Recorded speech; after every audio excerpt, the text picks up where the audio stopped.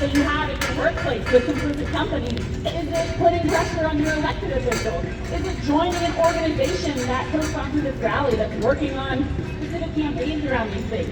Every one of us has a role to play beyond just showing up to these rallies. And I'm asking you to commit to taking one more step, because we need all of you to do this.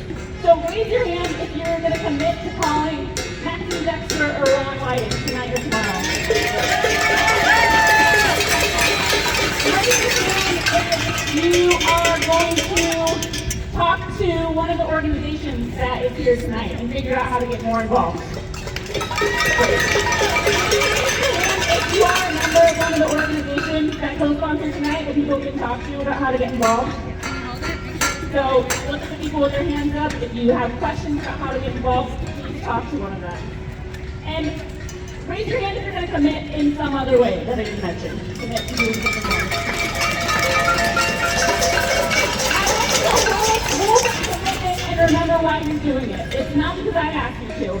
It is for every single person in Gaza who needs the bombs to stop raining down on them, who needs the boot off their neck, who needs food and water and safety. Losing hope is not an option. My daughter is here tonight, and she's here back there. When I look at the babies of Gaza, I see my own daughter's face. And there is no option for me but to have hope. Who am I to tell them that I don't have hope? That is not an option. I do have hope, and I do believe that if we keep going, we will win, and we will see a free Palestine.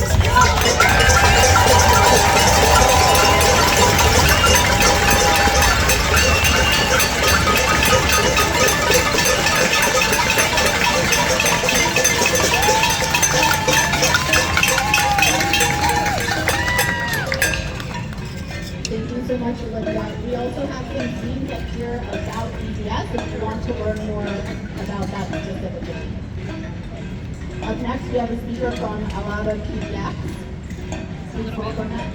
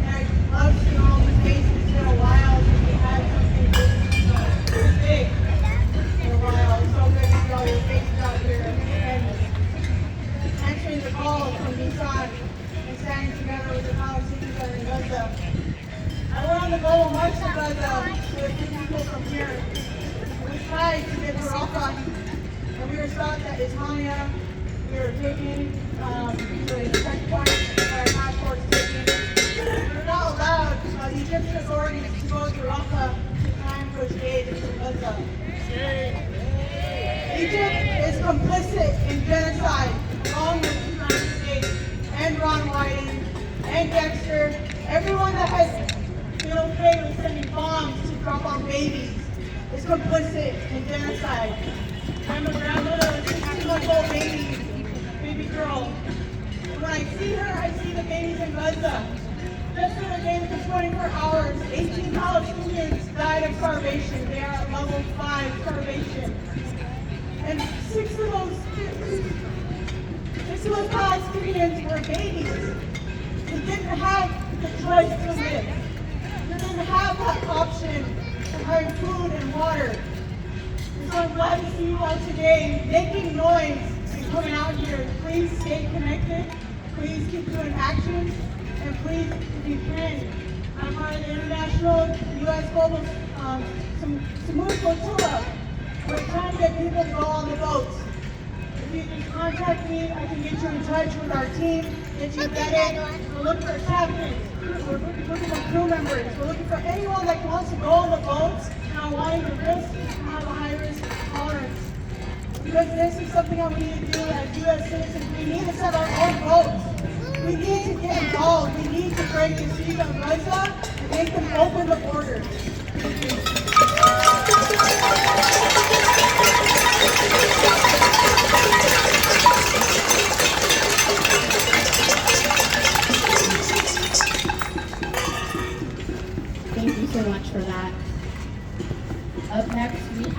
Adam Siegel, who is an organizer with Jewish Voice for Peace Portland.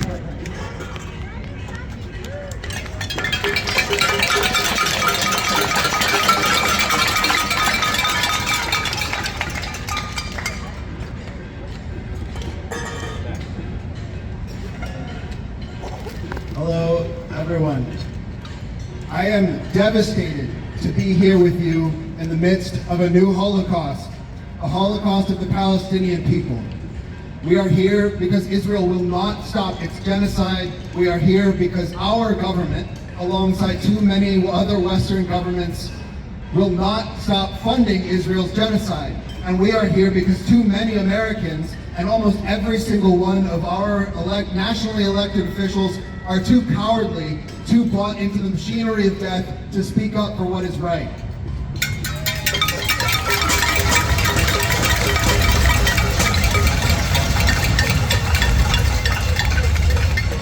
And it is so fucking simple to know what is right.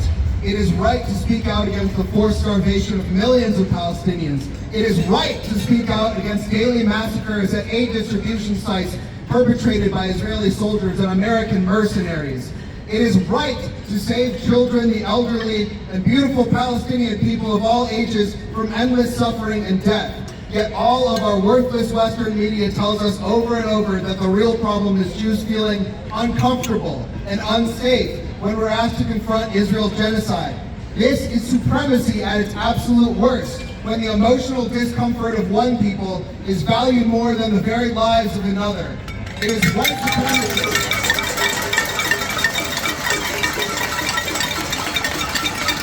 It is white supremacy, it is Western supremacy, and it is Jewish supremacy. The truth is, it should hurt to see human beings suffering, especially when that suffering is done in our name. It is our duty as moral human beings to grow through discomfort and emerge more committed to a just world. That means we have to truly love each other. We have to love something more beautiful than this engine of death. We have to believe in a free Palestine.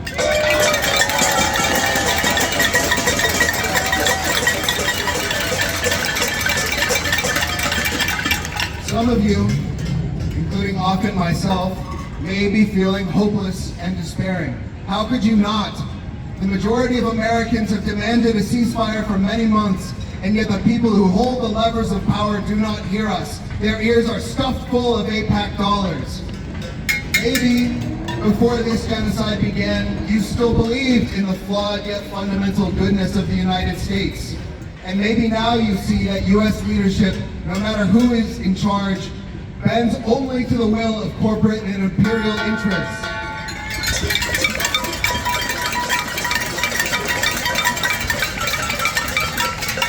This may feel like a dead end, but I promise you it is not. When you see the material interests of the ruling class that drive our nation, you are taking the first courageous steps toward true freedom. I want to share with you the words of English-Pakistani author Nadeem Aslam. Despair has to be earned. I personally have not done all I can to change things. I haven't yet earned the right to despair. So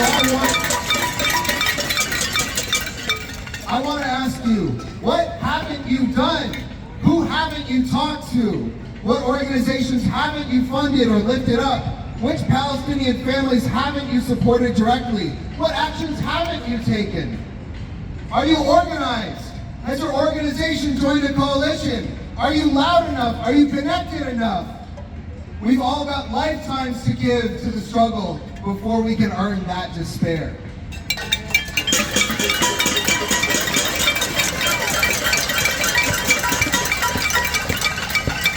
But Palestinians in Gaza don't have lifetimes to give. They need food now. And all those sweetly worded appeals to compassion and humanity from even our most ostensibly progressive political leaders mean nothing at all if they do not come with bold action to save lives.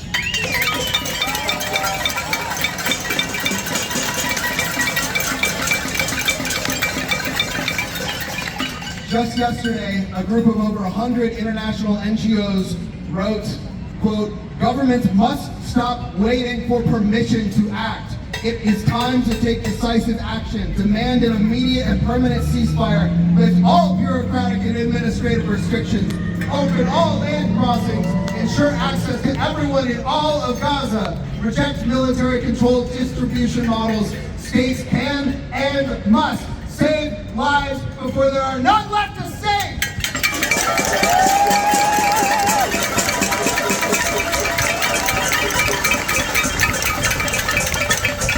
So our demands are clear.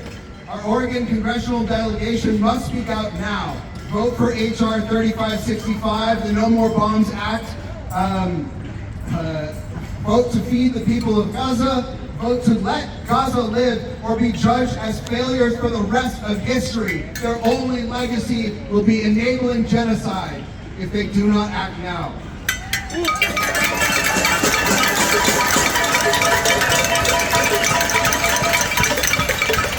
We demand to see a free Palestine, its people healthy and fed, its children smiling and nurtured in the home they deserve, from the river to the sea. It must happen in our lifetimes, and God willing, it will happen in theirs.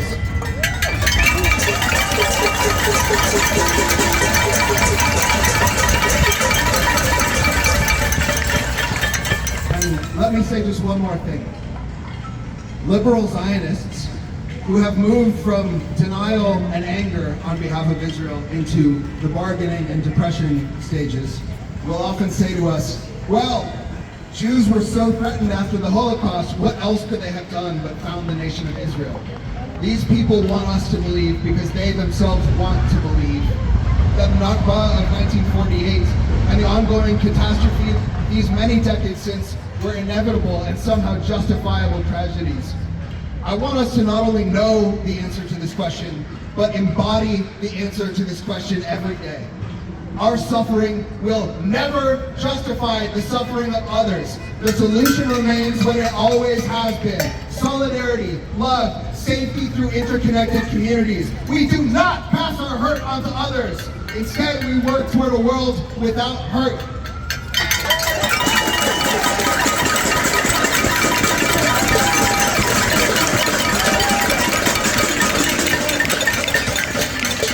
And when we find leaders, billionaires, warmongers who feed the engine of death, we will force them to bend toward justice, or we will tear those fuckers down. Free Palestine now!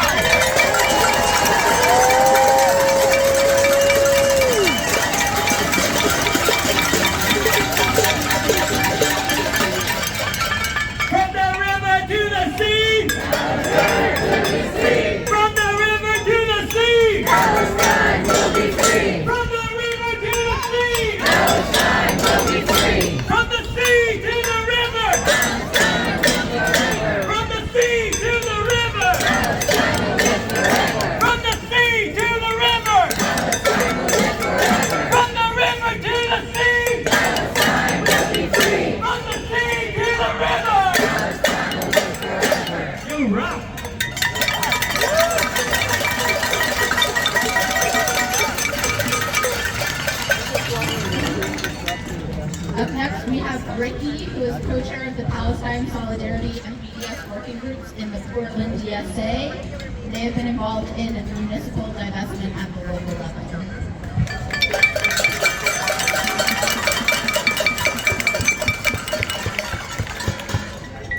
I'm really grateful to see so many people here today, but I wish that we didn't have to be here. I want to talk about, I hope that's a good one. I want to talk about how key it is that we here never give up the fight for Palestine. Oh, we better wait for the fire truck there, yeah. If it was a cop, maybe not. I'm sure it's fire. They're turning, okay. False alarm. Alright.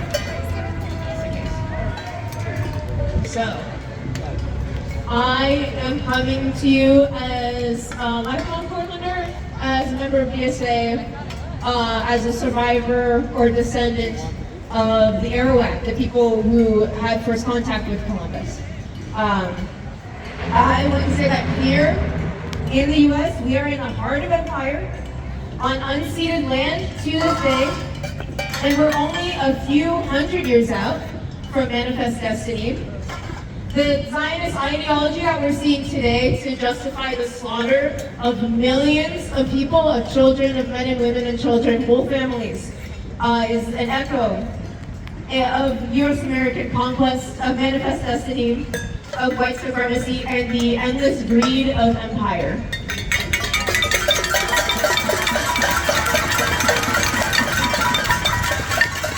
The fight that we're fighting here is the same fight that's being fought around the world. This is one fight. There's no liberation here without liberation there. They are us. And we are not free until we see in our lifetime a free Palestine.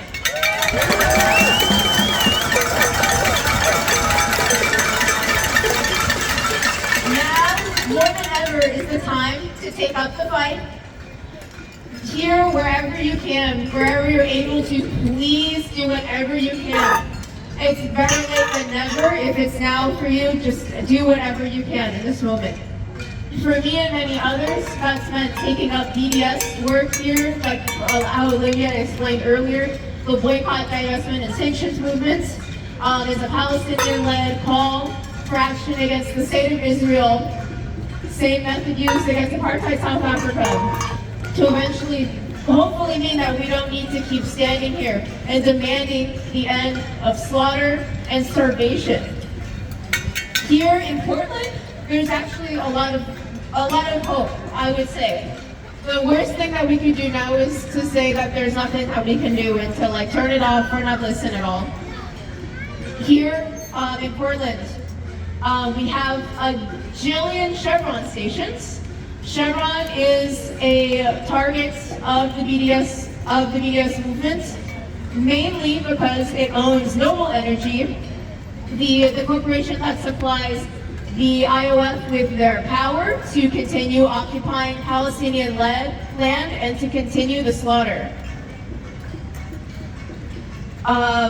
Here in Portland, we're taking up a fight called for by BDS National to boycott Chevron, and within Portland to try to make it so that we have as few Chevron stations as possible. We're starting to talk to individual franchisors and see what would it take for you to end your contract with Chevron. Of course, no gas station is environmentally friendly, but there's one that's funding genocide. So boycott Chevron now. And if you want any more information about that, talk to me, any of the people in office.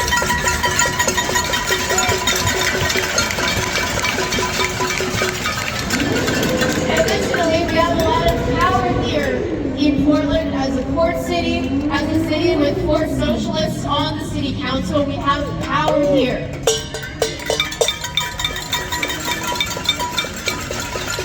We are calling on our city councilors to do everything they can to end any support for Israel. That it includes our sister city ties with Ashkelon, Israel.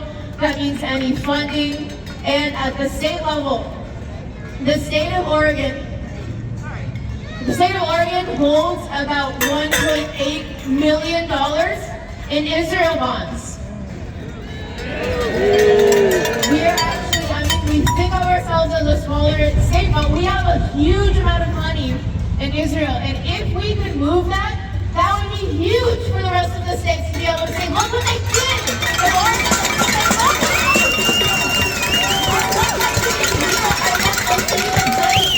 where we start removing Israel bonds from our state money. I personally don't think that if everything starts and ends with legislation, with laws, with things that happen in those kind of offices, but I do think that's where a lot of the harm is happening. It's happening in our funding. It's happening where your tax dollars go. A chunk of your tax dollars are going to the genocide. How do you feel about that? So, we need for the Oregon State Treasury to hold no Israel bonds, not 1 million, not 1,000, no money in Israel bonds.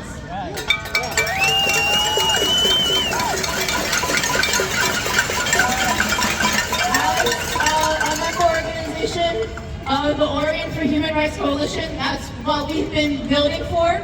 What we're starting with, rather than, well, that is the goal, is for no money in Israel bonds, no money for genocide, no money for organizations that help fund genocide, for the places that are giving the bulldozers to bury bodies. But that starts at the local level. It starts with calling on your workplaces, your unions, talk to your neighborhoods. Like, there's a lot of power in local action that will build to this state. Please, if you're a person who cares, or if you're in an organization that cares about children being bombed every day, please consider doing some kind of work around divestment.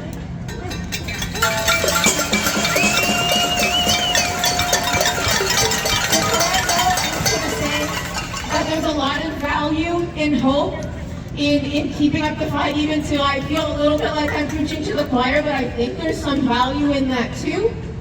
I've been talking with people who are around my age, who are relatively new to this kind of fight, who will see like one action, they go to one to protest, 2, 3, and then they come back, oh, this is the same thing. We're talking about the same issues as last summer, but it's worse now. I don't see an improvement. But I will say that right now, there are more eyes on Israel than there have ever been since the founding of the country. There's more household awareness of what's going on than there ever has been. And I think that it would be, I've been personally trying to look to the people who have been in this for longer than myself, and they are seeing a change that I can't really see from my perspective, just within my life. But I do want to say that there's hope in this fight. It's not pointless.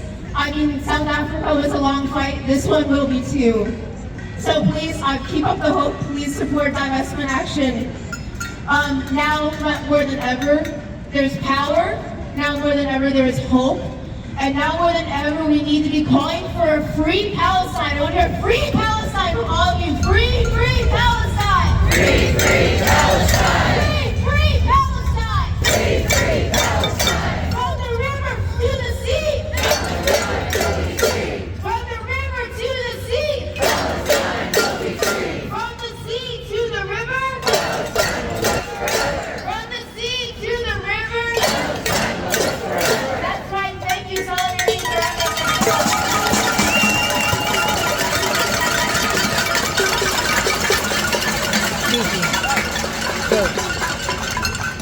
Israel bonds, USA pays. USA pays! How many kids did you kill today? How many kids did you kill today? Israel bonds, USA pays. Israel bombs! USA pays! How many kids did you kill today? How many kids did you kill today? Israel bonds, USA pays. Israel bombs! USA pays! How many kids did you kill today? How many kids did you kill today?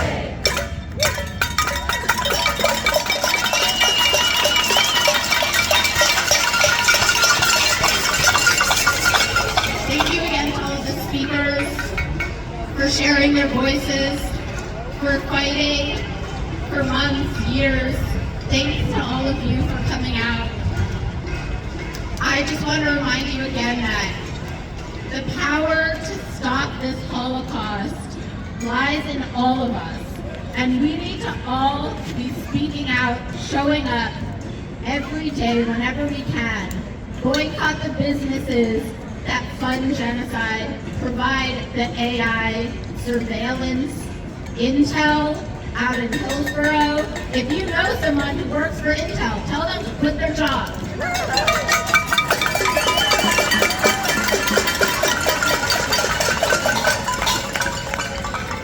It is almost impossible to convince politicians, many of the politicians, to change their votes. But economic power lies with us. So that's what we can do for change. In addition to calling your reps, but calling your reps is the baseline. It is not enough. When Palestine is under attack, when Palestine is under attack, when Palestine